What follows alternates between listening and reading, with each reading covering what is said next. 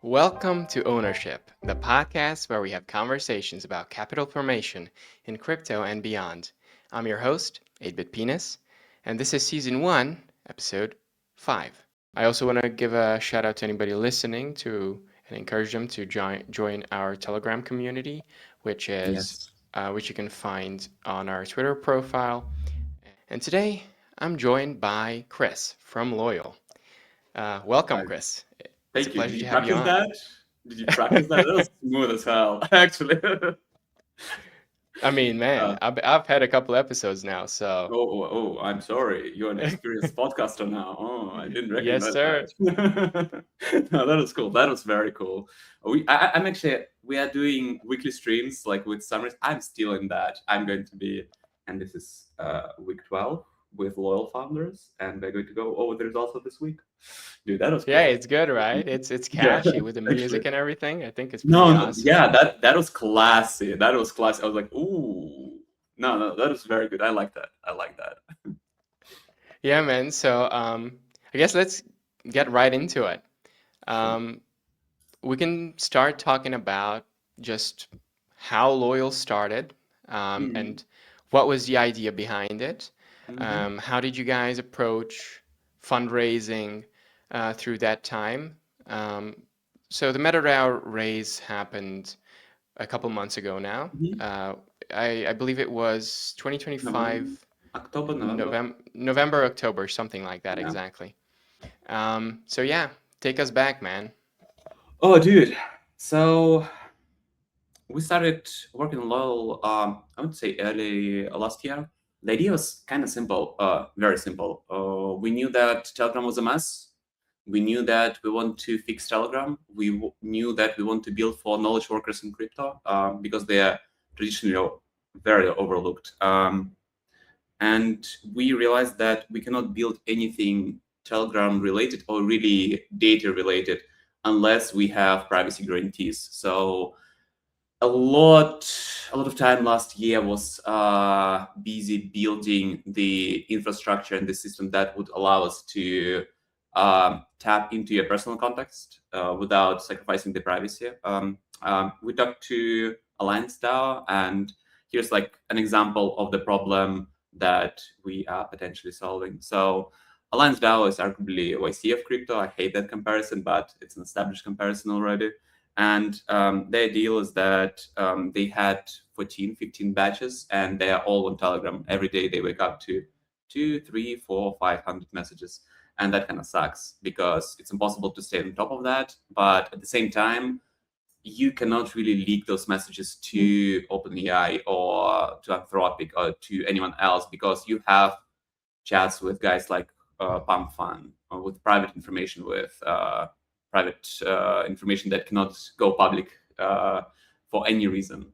And we realized that if we want to tap into the enterprise, if we want to tap really into knowledge workers of crypto, into really communication within Telegram, we need to somehow guarantee the privacy and make Telegram less of a burning piece of garbage. So that was the initial idea.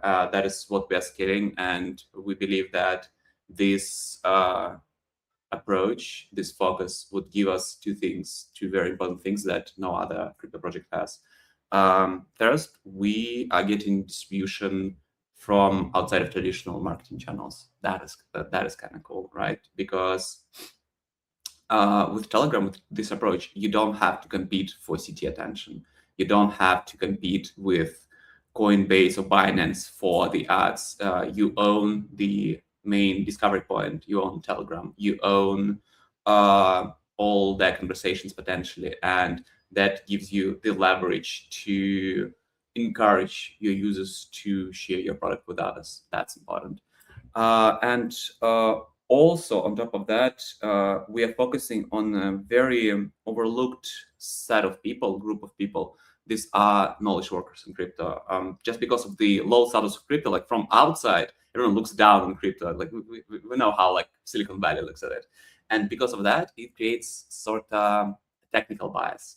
where developers that do go in crypto, they are deeply focused either on other developers or on traders, and they miss the very obvious set of knowledge workers, your community managers, your marketing guys, your sales, your developer relationships guys, like all those people. And it's like it's half of crypto. Those people are half of crypto. No one builds for them. So we decided that we can build for them. We can get that devoted audience, and we can use it as a wedge for two things: bottom up enterprise sales, so onboarding other funds, onboarding their organizations, because if their workers use our product, then it's easier to do long tail enterprise sales. And yeah, and at the same time, kind of easy distribution. So we came up with this idea, we tested that idea, and we realized that ideally we go through non-traditional VC routes, because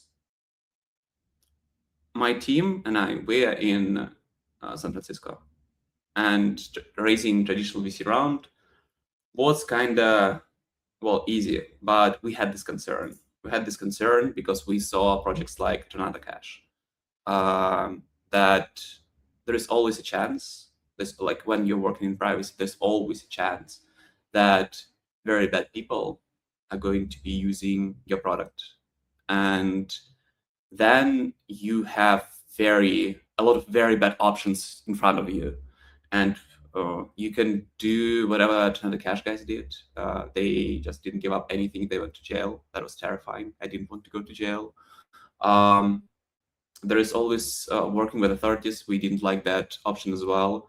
So we decided to start looking at raising through on-chain means, because if you have everything within your treasury, it's so much harder for authorities to debank you, to put pressure on your banks to so you would lose access. At the same time, with anonymous holders, with wallet holders, it's so much harder to put pressure on investors, because usually authorities can put pressure on like Web2 investors, on equity holder investors, so they would de-invest or start pressuring you. With MetaDAO setup, in particular, like just on-chain setup, the risks of that goes to near zero, because it's just a list of anonymous wallets, you see. So we thought very carefully about this entire thing and realized that if we are confident that Loyal is going to be big, massive, and important, and well, we have that confidence, the only way to guarantee the security of the project, of the vision and the team, is to raise through on-chain mechanics. And that's how we got to MetaDAO. I talked to Profit, I want to say in May. We spoke in May. In August, I moved to SF. I met the guy. That was kind of cool. And yeah, he sort of convinced us to give MetaDAO a try. And that was a wild experience. You have no idea, because we were launching. I think we were the third project to launch through MetaDAO. So before us, you had an Umbra launch, and I think Avici launched before us. And both of those projects were way more mature than we were when we were launching. So Umbra back then existed from April. They did 2 Solana hackathons. So I assume one of those hackathons was in May. The second one was in June, July. So they existed at least since April. Avici existed since February, and we arrived to MetaDAO with idea, kind of some working prototypes, no community whatsoever, and that was terrifying. That was terrifying because everyone had community and people and money and everything else, and we were just 4 guys, very broke, with background in AI, with like my co-founder, one of my co-founders, PhD in neuroscience, in neurotech.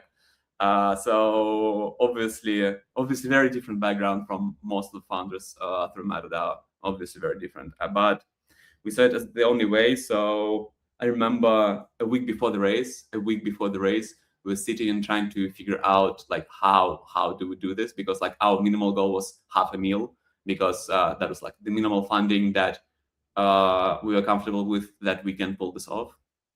So we're thinking, brainstorming ideas, and dude, we came up with the idea that I will stream for 24 hours. Or like the original idea was like, because the race is 4 days, so 96 hours, right? The idea was I would stream through all 4 days. I was like, I'll just take Adderall, I take a lot of coffee, I'll just stay up for 4 days. I don't give a fuck, right? My team convinced me not to do that. My team convinced me not to do that. Um, Probably a good idea. Probably a good idea, because even we decided to do two 24-hour streams. So we had this stream as the race began. So I think it was like Thursday, Saturday, and as the race ended. That was a very good decision. That was a very good decision, because even though we didn't have a strong community, 24-hour streams allowed us to bootstrap the community and attention. That was incredibly good idea. That During the streams, I just developed, I just worked on code, and I had my co-founders with me, and seeing, like, when in the last hours of MetaDAO race, you have like crazy activity just from poly market betters and like all those people. But seeing the number go from 20 mil to 50 mil to 70 mil within 2-3 hours, and every moment of that is captured on stream, you can see, because like I'm building with a group of my friends. I love those people. I've known them for 4 or 5 years. One of my co-founders is literally my best friend. So seeing a video of us, just like a group of friends who believed in something, get committed to like 70 mil within like the last hours, and seeing our emotions on stream, dude, that was really cool. That was really cool. I still sometimes I just rewatch the last hours of the stream just to see the excitement, or like the first day when we hit our, I think in the first 24 hours we hit our minimum goal for half a meal, and just knowing that we will have the finances to pull this entire thing off and to build the thing that we believe in. Dude, that was so cool. That was really cool. Especially, I told Colin this. We were raising, and we as a team pulled finances together to get me to SF first. So when we were raising, I think my rent was due in a week or so, and if the race was unsuccessful, we would literally, like, us as a team would have no money to cover my rent in San Francisco, because it's kind of insane. It's like $3,000, a lot, but we literally had no money to do that. So we had no option but not to, like, we had to pull off the race. So that was very stressful. That was very, very stressful. And the days after the race, they were stressful as well. And I think that a lot of people don't talk about that, but I think we should, because I'm not an native crypto, like I'm kind of crypto native, but like my background is AI data science. Like we as a team never launched tokens, so that was a very weird and surreal experience sometimes, because right after the race you have the crazy price action, like price discovery process, and the amount of Sun is full of short-term traders, and it's okay. I mean that's their thing, but the amount of emotional fluctuations that the community of holders is going through during the times of price discovery, that's insane. Like, we had people who spoke exclusively Chinese just curse us out in the group chat. That was fun. Like, for us it's fun because we have the tolerance, but it was stressful, obviously stressful, but sometimes like it's fun. We had people with Chinese characters in their usernames just follow us around Twitter and curse us out under any thread. So that was fun. That was, you know, but I'm not gonna lie, that's that's kind of hilarious. Just No, people cursing you out in random, random languages. no, legit. It's like Insane. in Korean, in Vietnamese. I was like, what is going on? No, it's like, and when we're going through liquidation, we were not going through liquidation. I was terrified that we would go through liquidation. And I remember we raised, and it was right after the second stream. So I was up for more than 24 hours. It was like more like 30 hours. And I remember I was going to sleep, and we had the influx of Chinese bots in our community. And I was like, okay, I'll let them be. I'll wake up and I'll figure it out. And I wake up, and there's like 10 missed calls from my team because they're freaking out. There's like, oh no, what if they are going to liquidate us? I was like, oh, we'll figure it out. But dude, it was like I would reply to my friend like with some comment, and I would have a Chinese guy in replying to me saying like, why are you replying? Go build the product. I hope you die. I put my money in you. I was like, oh, can you chill out a bit, please? You see, but um, other than that, dude, I think that raising through MetaDAO was one of the best decisions we've made. Like, and that comes from like obviously, like I like whenever I talk about MetaDAO a lot, just with because I have network of like Web2 founders. I'm in SF, like I'm in all the startup cliques. I talk about MetaDAO a lot, and obviously, it is terrifying to give your child your like project equity to DAO. It is obviously terrifying to have the market potentially vote for liquidation the way it happened with Ranger. Ranger Station is a bit more complicated, but the idea is there. That is obviously terrifying. But at the same time, and Profit talks about that, but doesn't talk about that enough. I think that there is immense value in having the community or your community of holders, the community that holds you accountable and challenges you.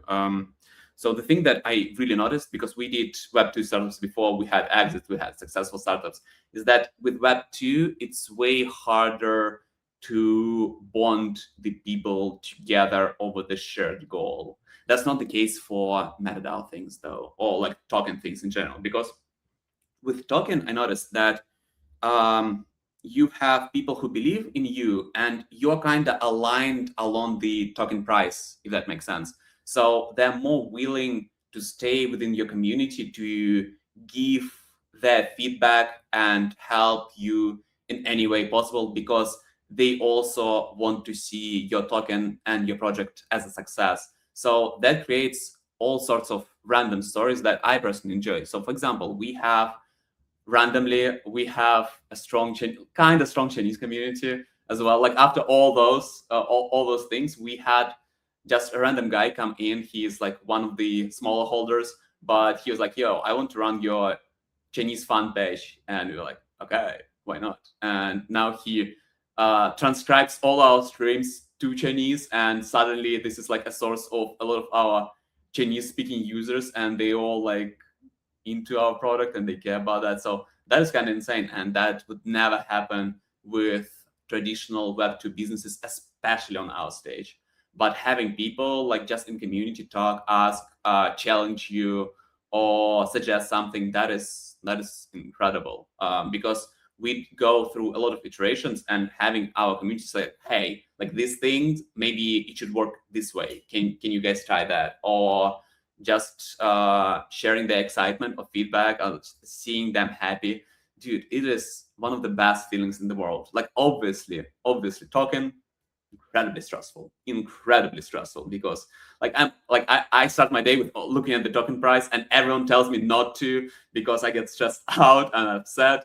But I start with that, and it kind of represents starting the day with like thinking about your community and how you can improve it all. And I don't know, I love it. I actually love it. And it's not for everyone. It's not for everyone. It's definitely not for everyone. It's for brave and pure of heart. But if you can pull it off, your like multiples, your experience and things that you can do, they just multiply by a lot, actually. Yeah, I think you did touch on Web2 Mhm. and fundraising through Web2 companies. So you have experience with that, Yeah, I presume, right? yeah. Did you raise funds for Loyal through more traditional routes, or 'cause No, I no, we were I bootstrapping Loyal. remember, yeah, I remember as if like Loyal had previous Mhm. investors. Is that correct? We had a small angel investor that gave us like 100K in the summer, so we just had enough money to build some things out, test some things out, and it was kind of weird because we agreed to get money from him in the summer, but then he was like kind of dragging, so we actually got the money literally as we started our race. So most of the Loyal before the race were built like just us bootstrapping with money from our previous businesses. Do you think uh, venture capital and angel investing is can coexist with MetaDAO? Like, would you ever consider Mm, raising through MetaDAO or like a futarchy proposal in that way,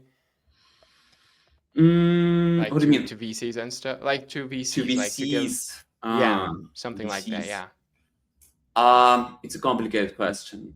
It's a hard question, honestly. Yes and no. I think that we spoke actually about this exact thing with Ilmoy.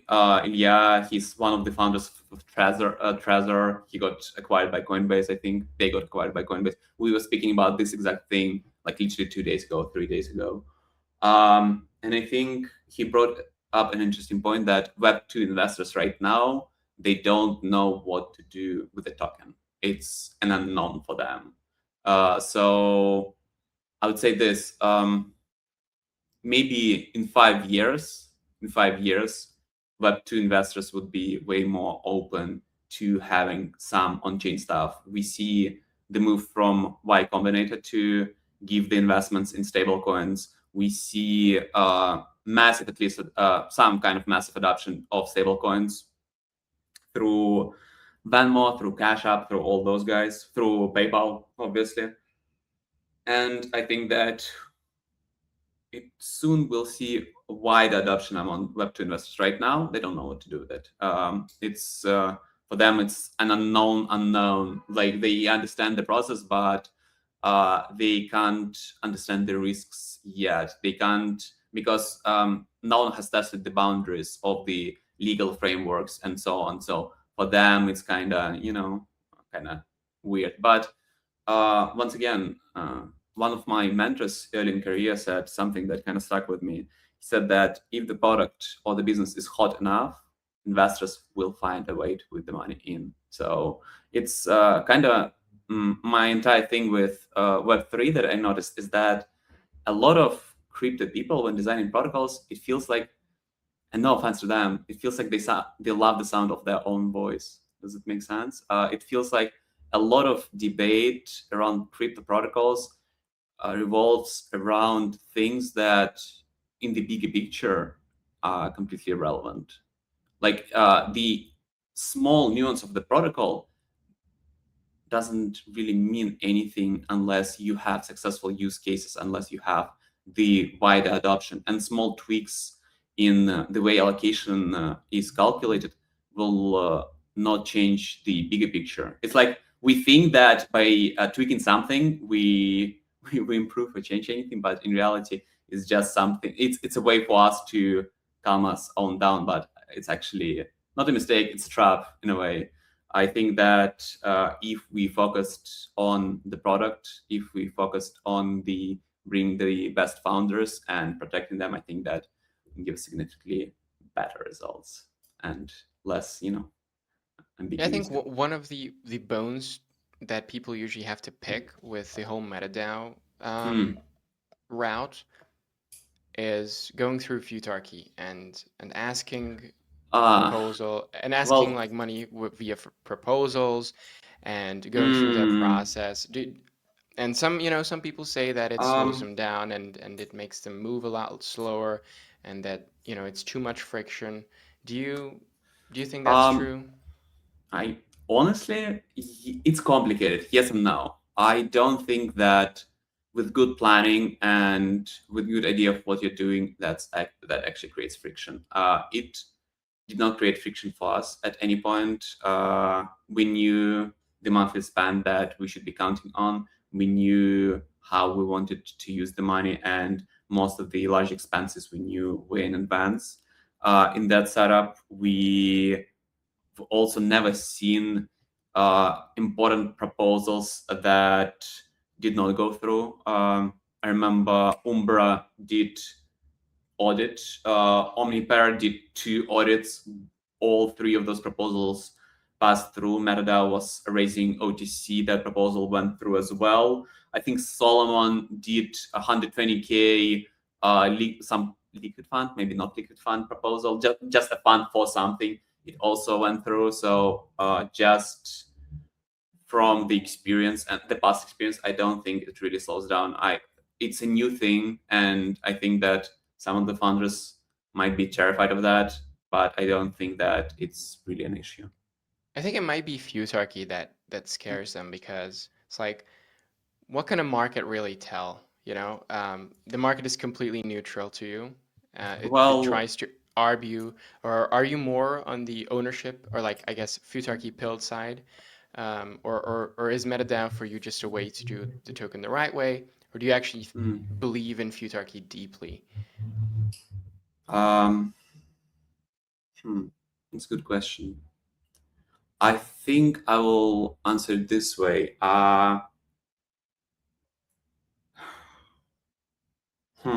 I'll answer this way. I think that MetaDAO right now and like in the last 6 months is the best and fastest way to raise capital on chain. With believing or not believing in future key and market decisions, I think that is entirely,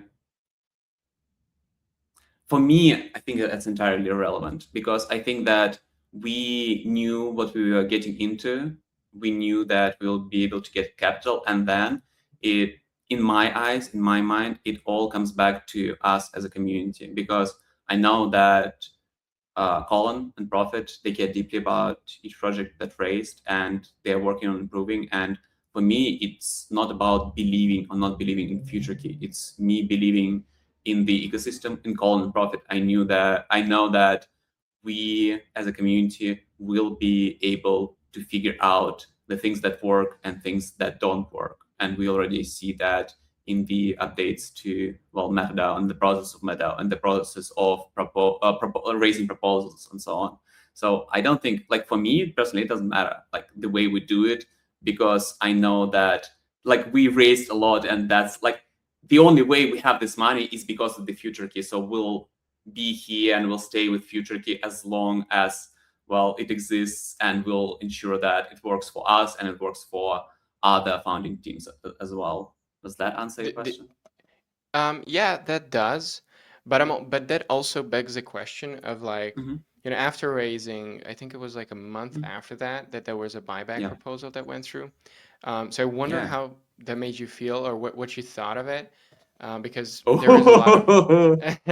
yeah, there is a lot of Yeah. hot takes Yeah. on Twitter about it.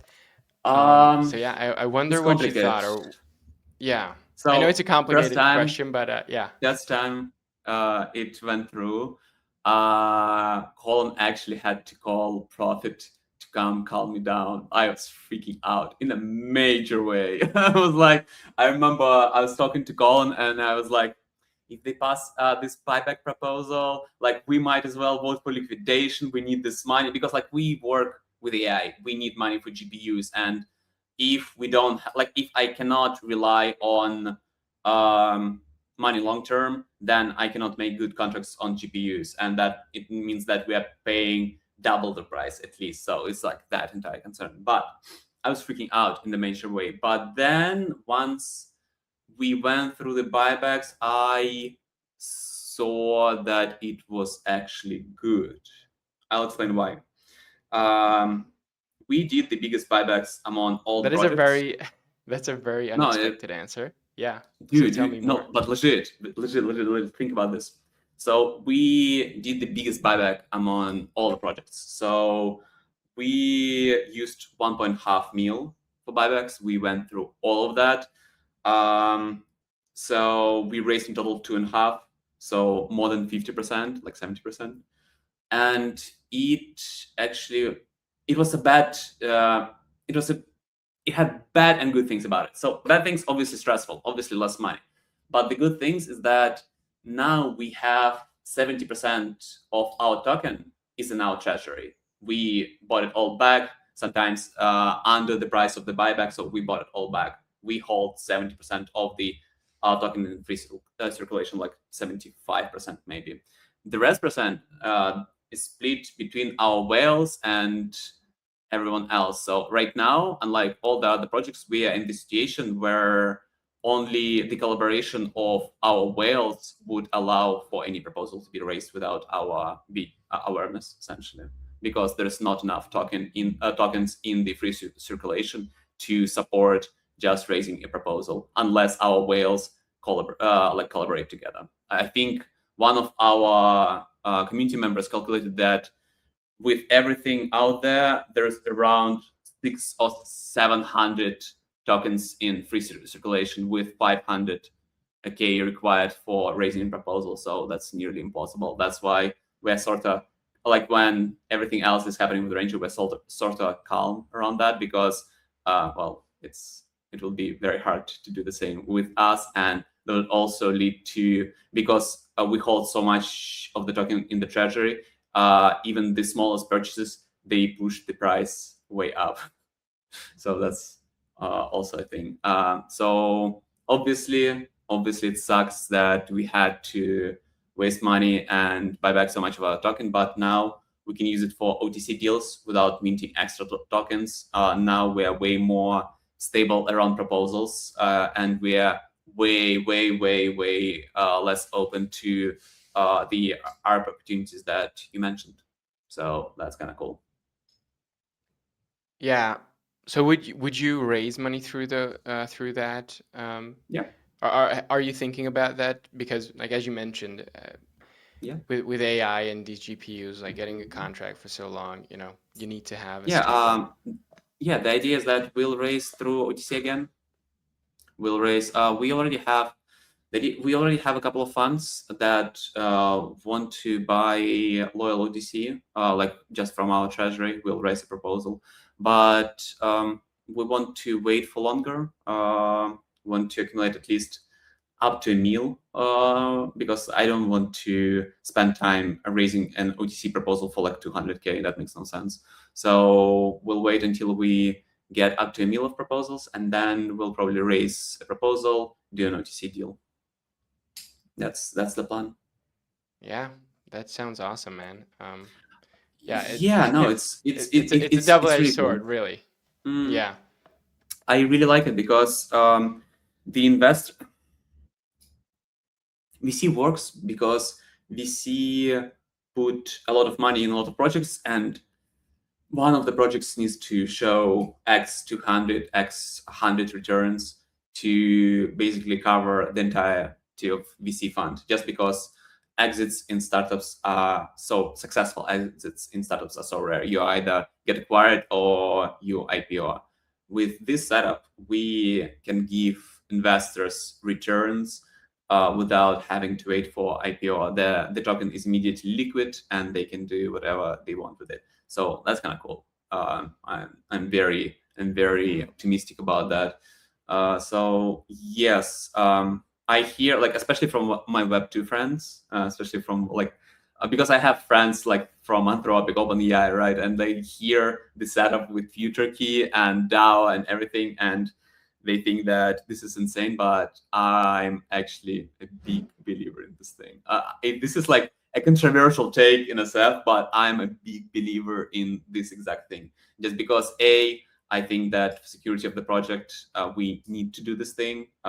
Just it's a matter of like the actual security. But also, I think that having a token is fucking awesome. Like, I actually love this. I love that if we do well, and if God wills it and the market wills it, we see the rise in the price, and that kind of, it means that our holders can get rewarded for holding the token, and it means that our hard work, our taste, and just like an accumulation of our passion and effort can actually change the lives of people who believe in us. And you cannot say Yeah, that about any Web2 project. to comment about taste, Yeah. the rebrand that happened a couple, was it a month ago or something like that?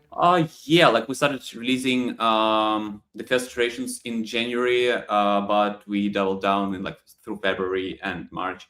We released the new logo. We started with a new logo. We updated the mini app. Now we updated the desktop. Yes, the dog is really fucking cool. Like, Yeah, it's really good. really It's cool. very recognizable, very Yes. eye-catching. I Yeah, and absolutely love it. And dude, and the I think it, idea. Yeah. yeah, so I think it ties into something that I've been noticing. Um, so if you look at Umbra, they're also Mm-hmm. tackling the privacy problem. Mm-hmm. And but if you look more historically, other privacy projects have had terrible UX, terrible Mm-hmm. designs. Yep. And so, do you think that this somehow connects to that, where we are finally trying to make privacy UX a little better, and for people to recognize it Um, more as a legit thing? So it's not even only about price. It's just about crypto in general. Like crypto with how much potential and opportunity and utility it has. It has a terrible brand image, B terrible taste, even worse UX and UI. So it's our attempt to revolt against that.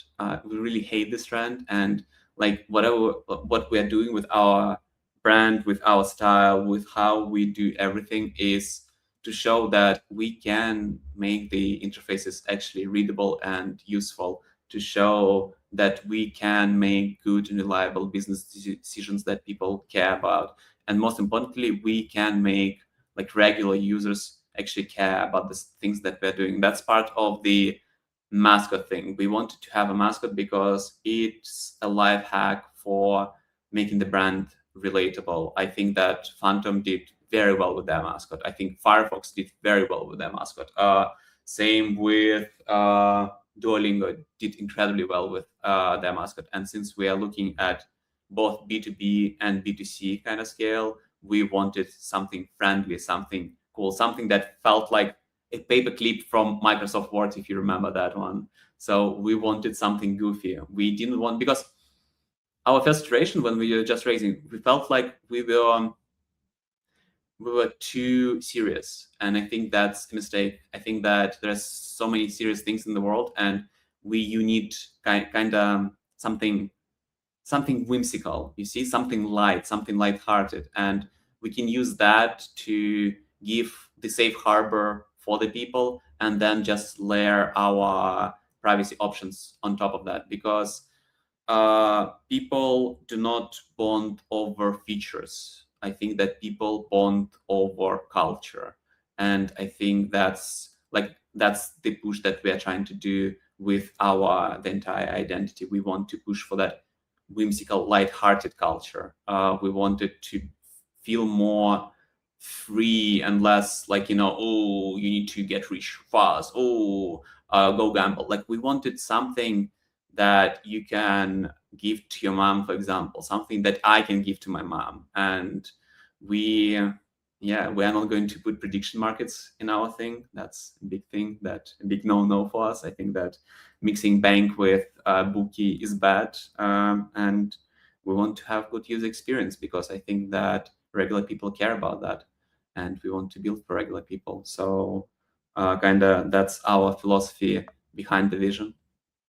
Do you think people have a judgment against privacy projects in general? I've heard Mm, some people say that, you it's only more want complicated. privacy. Yeah, you only need privacy because, you're doing something shady. There's some people who Mm, actually say that. Do you, um, it's what more do you think? complicated than that. I think that people care deeply about privacy, but not in the way we think they do. So they don't care about violations of their privacy, but they do care about the consequences of those violations. I'll explain. So think about all the social media: Instagram, Twitter, Facebook, Pinterest, Tumblr, if it's still alive. TikTok, even TikTok is a good example. Uh, these are all privacy black holes. If you use them, your data gets leaked, gets monetized, gets used against you, and no one cares. They do not care because they're for that use case they're divorced from the consequences of their decisions. So if they cannot see the consequences of them actively giving data to these big corporations, they don't care. If they did, people would not use Instagram, people would not use X or TikTok. They do.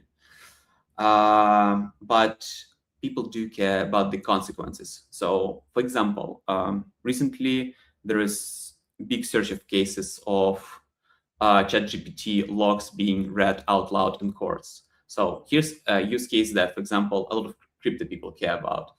If you use, for example, you forgot to pay taxes. I heard that crypto people love doing that. And IRS is on your ass. One request to OpenAI is all it takes to actually get your ChatGPT logs. And now they're going to read out loud all the tokens you did due diligence in ChatGPT, all the dumb questions you asked about tax evasion, and in the court of your peers, so with jurors, if those will get read out loud in court, you're going to jail. You're going to jail for 3 years at least, the way Wesley Snipes went to jail for tax evasion. And that's a big thing. And this thing people care about because they don't care about leaking their private information. They care about not going to jail. Same thing goes with prices. They don't care if they leak their private data to Meta, but they care if their ticket, like plane tickets, get 20% more expensive. That's why we are trying to kind of tap into it's pointless to say like, hey, protect your assets, but hey, you can pay your employees without letting other developers know how much you're paying this developer. This is a consequences of lack of privacy, and people care about that and they want to use that. But just general like blanket term privacy, I don't think that people care, like not in my experience. So Yeah, I think yeah. I believe I've seen one of you guys Mm. describe mainstream LLMs as wiretaps. Yeah, it I, is. I thought that Yeah, was that was such a good metaphor. I there are really because resonated. Yeah, I really resonated with that. it's one thing. It's like when you're in the States and you're using LLMs, they sell you data and they give your data to the government, but that's one thing. But dude, imagine being a journalist somewhere in Asia or in Russia or like I don't know in Venezuela where the government get access to the LLM logs. That is the terrifying part because imagine you are studying I don't know like right wing memes in Britain and suddenly there is a risk that government can put you to jail just because you're studying the stuff that they don't want you to study. What about China? Like imagine being a journalist in China. That is insane. So we saw this world and with whatever Palantir is doing, a lot of weird bad things. I think that there should be some brand, some entity that protects users against likes of Palantir, against likes of I don't know CIA or NSA, all those things. And like our main thesis that um, in the world of Google Chrome, there's always space for Firefox or Brave or Zen browsers. In the world of Gmail, there's always space for Proton Mail. And we want to create this kind of private space around large language models and also private transactions and automatic trading. I'll explain automatic trading as well. I think you'll actually love this. I think you'll actually love this. We came up with one more thing that it's like rocket fuel. So in this world, I think that there's always space for loyal, and that's what we're going for. Yeah, I guess you could tell me a little bit more about Mm. loyal. Like, Yeah. what exactly is it? So if I want to try loyal today, Mm. what do I You have to can do? you can just open our mini app or open desktop, connect your wallet on desktop, and you're ready to go. We support right now. We support private transfers over our private rollup, and also private transfers using Telegram accounts. And that's kind of cool because now from our desktop, you can send money to someone using that Telegram handle alone. And that's kind of an insane thing that we worked a lot on. That is actually really cool. So you don't need Telegram to send money. You can just open our desktop, usually connect any of the wallets you have. We'll build the transaction, you sign the transaction, it's done, it's ready to go, and the user is ready to claim from our wallet. It's also completely permissionless, it's also on chain, it's also within private ephemeral rollup of Magic Block. So we did our best to secure your identity and privacy while giving you the easiest way to send money to anyone, because crypto lives in Telegram and anyone in crypto has Telegram. And this also switches tables of responsibility. I hate sending money over like on-chain methods because I need to figure out their wallet. I need to figure out the chain that they're using. I need to figure out the token I need to send. With this, I can send Solana or stablecoins or even loyal coin to literally anyone with a Telegram account and stop worrying about if they have the wallet or if they have anything else. I know that they can get the money, and I know that they can figure out what to do with that money. Like the rest is not my responsibility. And dude, it's so refreshing, especially when like we've been using this internally since January. So imagine dealing with all the community managers or like smaller contracts where you have to pay like $100, $200, or like $50. At scale, when you're working with 20 people, for example, paying $50 to 20 people, it's annoying. Even 10 people is annoying. You have to manage all the wallets. With this, we literally can do this with one script. Literally choose the accounts, choose the money, send. That's done. That allows rewarding the users using their Telegram accounts on massive scale. Like if we want to send, I don't know, $10 to 1,000 Telegram accounts, we can do it right now without worrying about their wallets. That's kind of the magic. And it's like incredibly scalable, easily scalable. It's also all on chain. So it's like you can verify every part of it. It's kind of insane. It's kind of insane. We're very happy about that. And how private is it? Like, can you go and Yeah. explain the Yeah. privacy aspect of it, of how it maybe differs from something Yeah. else? And Um, what are you guys leveraging? Like, yeah, what's happening there? we're using Magic Block private ephemeral rollup. So let's start with this one. Solana is a fast chain. Solana is a great chain. Solana has the entity kind of smart contracts is PDA, program derived address. It's sort of a smart contract on Solana, right? It can hold tokens, it can hold different values, whatever you want. Like it's an unit of information on chain. Let's put it this way. I think that's the best way to describe it. So Magic Block is a rollup on top of Solana. So Magic Block offers delegation of this unit of information from main chain to their rollup. It offers gasless transactions, and it offers in their private ephemeral rollup, it offers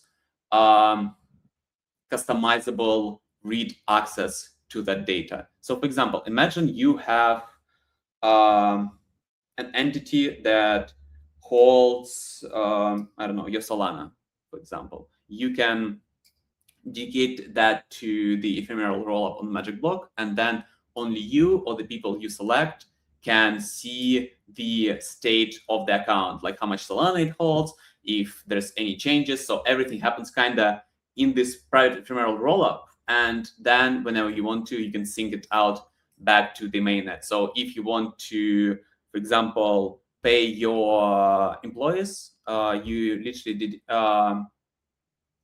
let's say 5K into our rollup, you send 1K to your employees, done. And it doesn't, like the fact that you send the money to one of your employees, it doesn't get recorded on the mainnet, only the changes in the account whenever they unshield. So that kind of protects your privacy and the privacy of the recipients.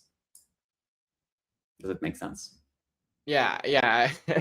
It does make sense. It does make I can sense. draw it out even easier. So imagine. Oh, okay.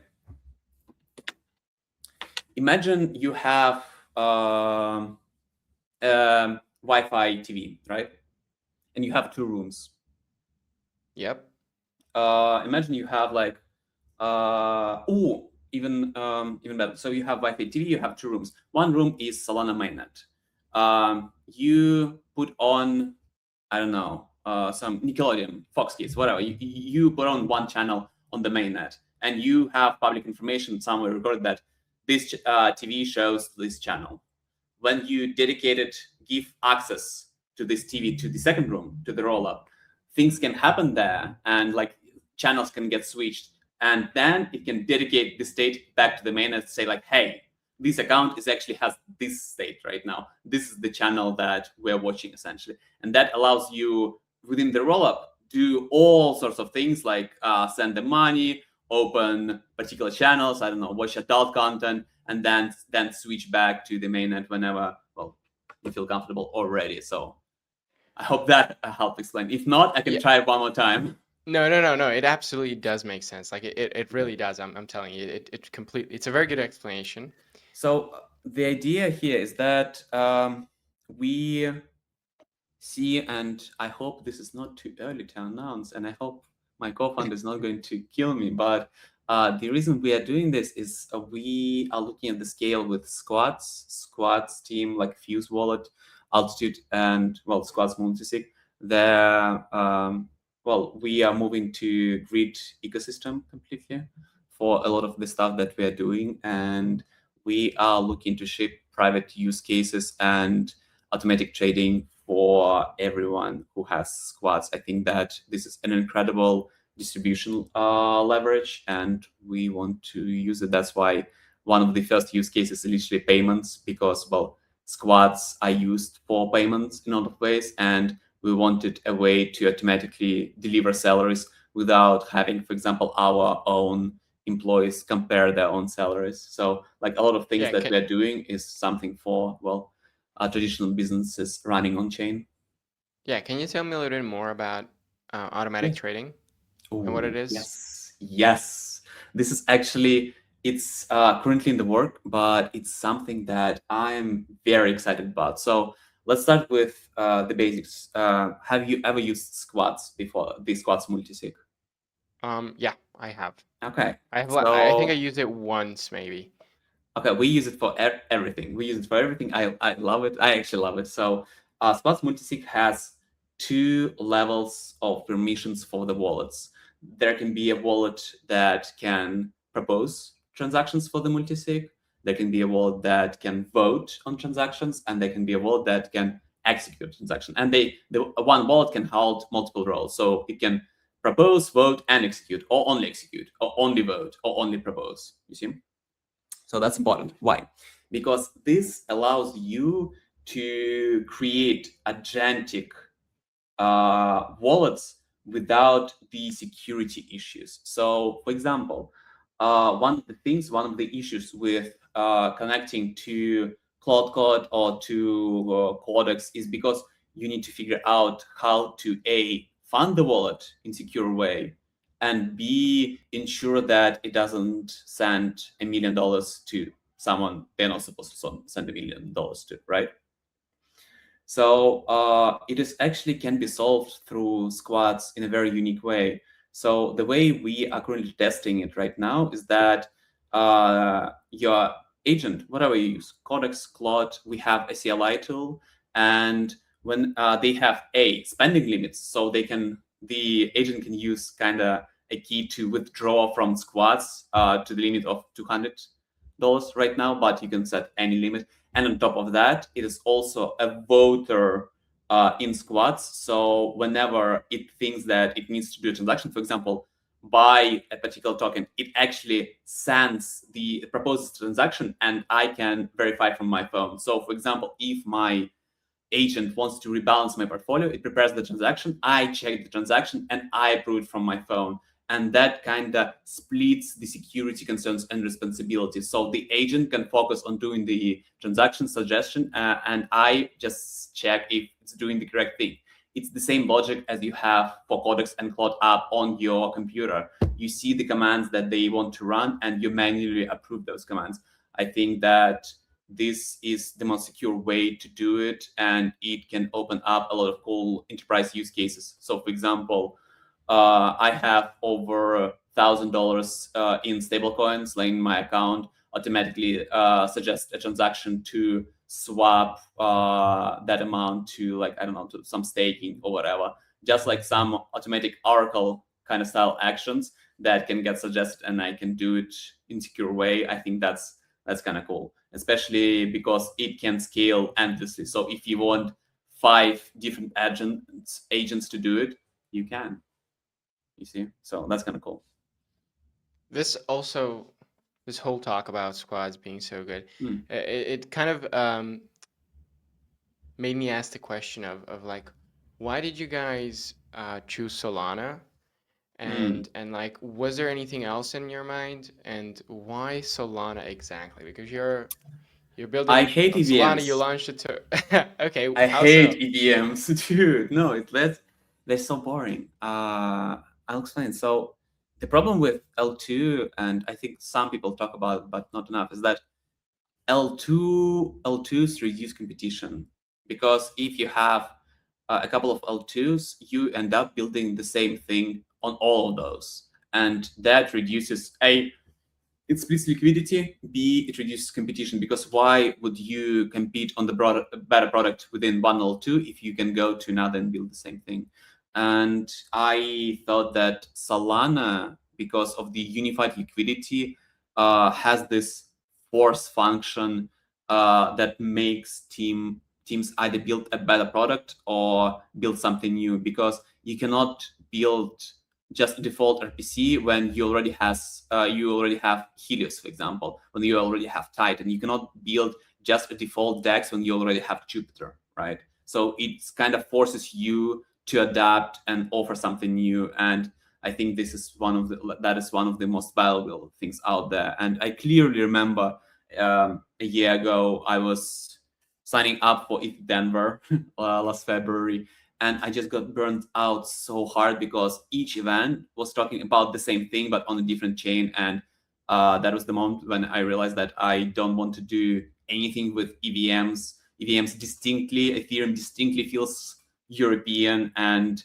it feels bureaucratic, it feels slow, and it's just not something that I want to be building on top of. And Solana is weird. Solana uses Rust. Solana feels and that's Colin's take, but Solana feels like JavaScript, because everyone tries to do their own thing with Solana, and it creates a lot of chaos, a lot of unstandardization in a lot of ways, but it creates freedom because it's easy to experiment. There's no right way to build with Solana. There's just tons of other ways to build with Solana. So it's kind of freeing, really freeing. And on top of that, I think that we want to.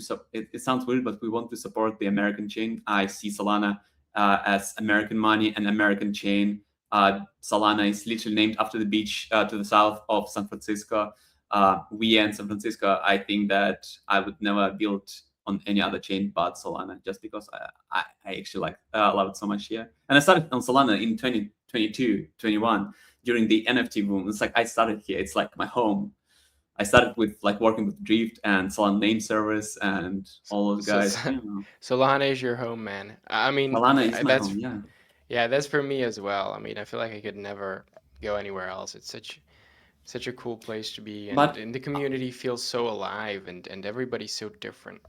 yes, but also go where? Go to Binance chain, BNB. It's kind of weird. I don't speak Chinese. Go to Base. Base is a clusterfuck, a burning trash with Zor and everything, with X4 too. Oh, I'm not sure about Base. So Solana is the only thing that seems reasonable, that still has builders trying new things. Like, for example, look at Magic Block. Something that Tori said actually stuck with me. He 2 years ago at either Breakpoint or some other conference stateswise, he got asked a question about meme coins, like, "Hey, Toli, what do you think about meme coins, Solana meme coin chain?" Like, basic question, right? And he thought for a while, and he said that yes, we have the meme coins, we have all this clearly gambling activity, but we use the fees from that trading, from clearly gambling activities, to build infrastructure that matters. And that stuck with me. So think about Solana. Solana right now has Helium, the first free mobile operator on Solana. This is cool. This is sick. And it's impossible. That would be impossible nearly anywhere else because every other chain is kind of slower and has less support. Think about even Magic Block that we're using. It's a purely infrastructure project that wants to make Solana even faster. It would be impossible anywhere else, just because anywhere else they wouldn't have enough project and enough developers and enough liquidity to give them a try. It would be dead anywhere else. But Solana, they're thriving. They're doing very well, and there are plenty of similar infrastructure, like just cool projects. Like take Telecom. Telecom built this DP infrastructure for streaming, kinda, and that's cool. That's really cool. Look at Seeker with like, I have Seeker. It's like in our office, but like the idea behind like decentralized app store and that they actually ship the phone, that is awesome. Who else? What other chain does this many different things so well? Like, once again, I'm also not a trader. I'm like a tech guy who really loves weird tech and like cool tech, and I think that in those terms, Solana is definitely the place to be. If you want to build perps, maybe not. I heard that perps and Solana is kind of not bad, but other than that, if I you want to think you build, just offended a bunch of people with no, that. no, I'm just like, I'm strongly against gambling, so I don't do perp trading or anything else. Like I'm actually strongly against gambling. I'm against I'm against prediction markets in like open access. I think that it's kind of weird. It's kind of like the gambling, and I'm a good Christian boy. I'm actually a good Christian boy, and I'm deeply against gambling. I think that this is evil. And don't you think that's a conflict with Futarchy? Hmm? Because Futarchy is kind of like Um, a prediction yes. market, sort of. More complicated. I think that putting prediction markets into banking apps is evil. So Coinbase put prediction markets right into their apps. Soulflare, Phantom did too. And I think that this is a conflict of interest, because if you position yourself to be a new bank, you cannot allow like gambling advertisement basically next to your money. It's a conflict of interest, because you hold the money and you're incentivized to force the user to spend that money so you can earn like a commission or whatever. I think that this is pure evil, and I think this is the step in wrong direction. And yeah, I don't think we should be doing that. So, and same with perps. I think that putting that all in different apps, maybe yes, putting that within a unified interface of the wallet or bank, probably not a good thing. Yeah, so I think we're gonna start wrapping it up this episode. I think the last Mhm. question that I'm curious about is like, how do you envision Loyal in the future? What do you guys have planned? Let's say, I don't know, like 2 years from now, or 5 years from now, 10 years from now, 1 year from now. How do you envision Loyal? What do you think is gonna happen, and what do you want to happen? Two things. I think that I actually believe this thesis is that crypto was made for gambling and for agentic payments. That's something that I deeply believe in. I think that most of the volume in, maybe not in 2 years, in 5 years, most of the on-chain volume will come from agents.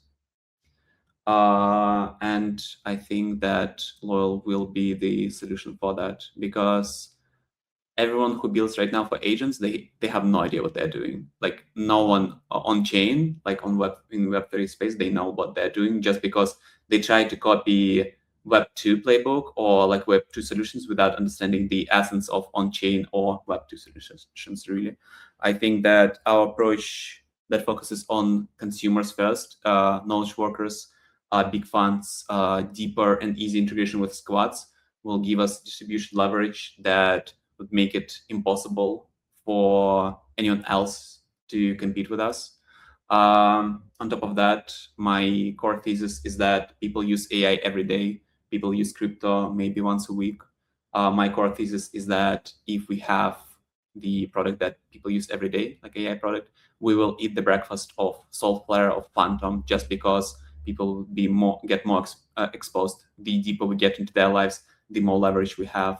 If we can pull it off with privacy, with some local options as well, it is a no-brainer for me that we will eat most of the businesses that deal with funds, with large traders, with just regular businesses on chain. Like, it is very obvious to me that we will eat all of that breakfast. It is like, if we do well enough, if we just like leverage and play well enough, I'm pretty confident that within 5 years we will devour Phantom, we will devour Soulflare, because they cannot offer anything but trading. We can offer everything and trading, and we really know how to do it well. We really have great taste, and it is so obvious that half of these businesses, they're just dead in the water, waiting to really get devoured.